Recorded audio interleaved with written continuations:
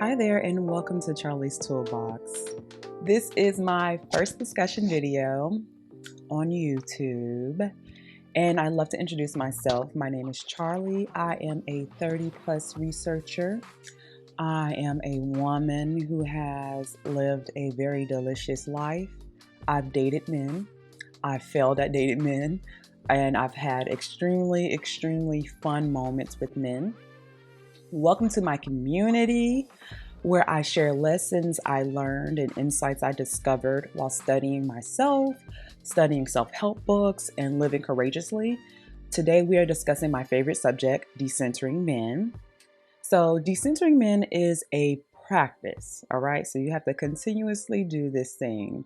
It's a practice for which you examine all the ways you dwindled yourself, held off, stopped your pleasure, did not pursue a task, nor reach a goal, because you are waiting for a hypothetical person to come and rescue you and help you achieve these things. It is a practice for which you examine the ways you organize yourself around the idea of obtaining a man. You may perform on dates. You may change your needs, your way of living, your way of being for men. It is a practice for which you notice how many times you've opted out of being the main character in your life. Instead, you opted in to be a man's side character or to be background noise in their life.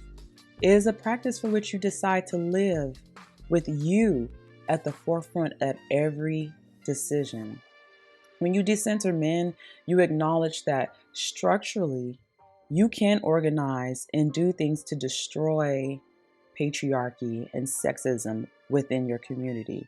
But you can also confront men's position in your life interpersonally. The point is to examine all of the conscious and unconscious ways you place men above yourself. All right? So decentering men is a super personal process. A lot of people go through this process and they want to share it with others, and others they have not reached that level. They're not interested in that knowledge, and maybe it's not a philosophy that they want to adapt, and that is perfectly fine. Decentering men is a personal practice because you can define your limit, you can define what that looks like, and you can decide when to stop or when to go. I'm not here to judge you. I'm not here to, tell you what's good, what's bad, what's right, or what's wrong. I'm just simply here to give you tools so that you can develop your own definition and your own way of being when it comes to men. So the question begs to be asked, how do you decenter men? Number one, be realistic about men. Men are fun to have. They're super fun to have.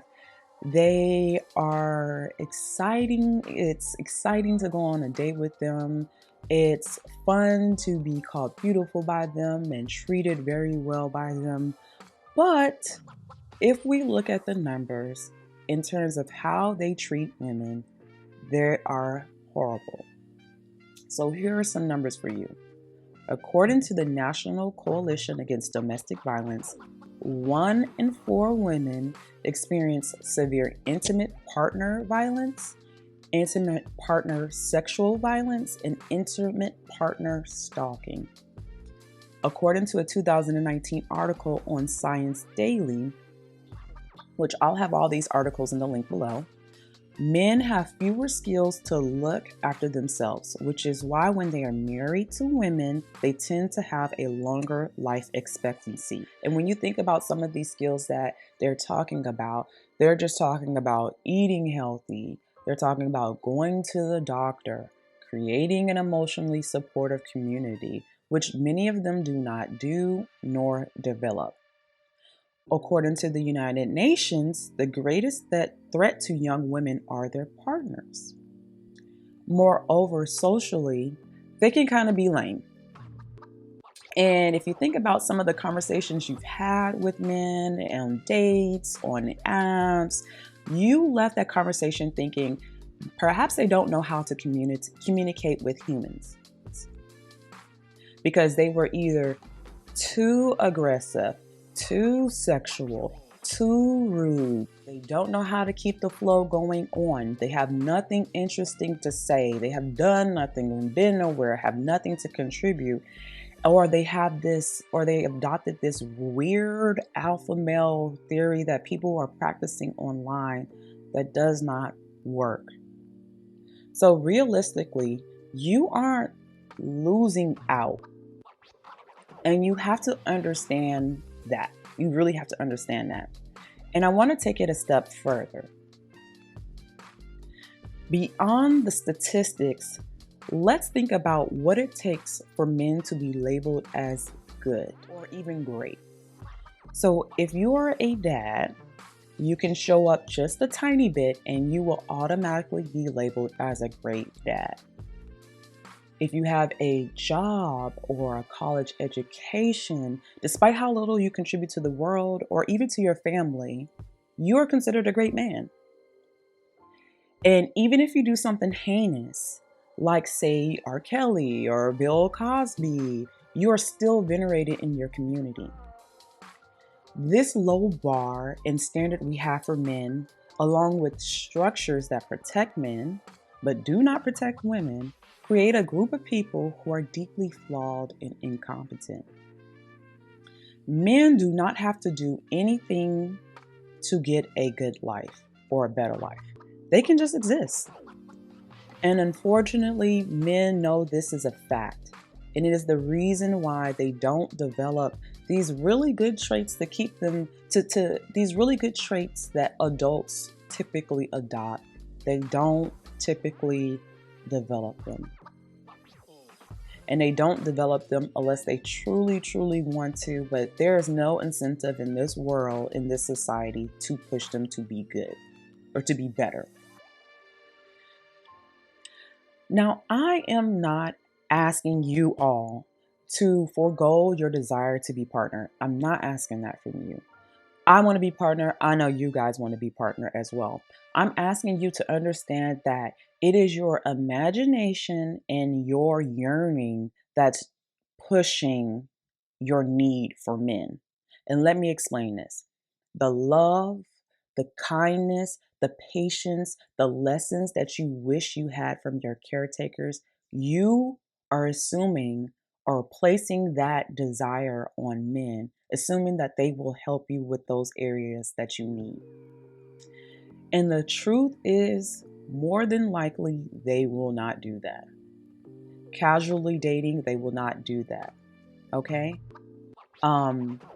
It may be reserved for possibly the love of their life, but even then, it's not going to be given to the extent that you desire. So you really need to be clear about what you covet, because you're not necessarily coveting men, you're coveting these things for which you did not get while you were growing up. And you're assuming that men will have those traits. But if we look at the numbers and we look at the statistics, men don't have those traits. So you really need to be clear about what you covet. Number 3, take the steps to be happy now. Like, take them. Take those steps to be happy now. What you covet is happiness. What you think will bring it is men. But realistically, your happiness is in your own hands. And the reason why I have to bring this up is because we've indoctrinated young women to believe that their happiness begins once they are partnered, they become a wife, or they become a mother. That is when happiness is supposed to begin for women. So we often place ourselves in this sort of purgatory where we are waiting for our God, men, to come in and finally scoop us out of this kind of waiting area that we're waiting to really, unleash our happiness. And this purgatory, the purgatory that we create in our mind, it leads to delayed actions. You forego gratification because, what if your husband doesn't like it? Or what if your man doesn't like it? You decide not to reach your goal, or you decide not to go aim for your goal because like you just expect your partner to be wealthy and he'll be the person that will do that and bring you along the path that you want. You decide that, your happiness, that's not an action that you should try to, that's not a goal that you should try to work on. You should work on having a man who will help bring you to that goal of happiness. This waiting and this holding off on life result in women having unfulfilled lives. And their family, friends, and associates, they feel their unhappiness. And you don't want to be the woman who holds that secret deep down in her heart that she is not fulfilled. That's a painful secret to hold. So learn what true fulfillment is, learn what true happiness is, and start to work on it with your own mind, body, and soul. Number 4, expand your imagination. Expand your imagination. Society provides us with 2 options: marry or happy, single, bitter, and alone. But there are women who live in that spectrum, in that gray area, and they are living in that gray area at 100% happiness, at 100% happiness.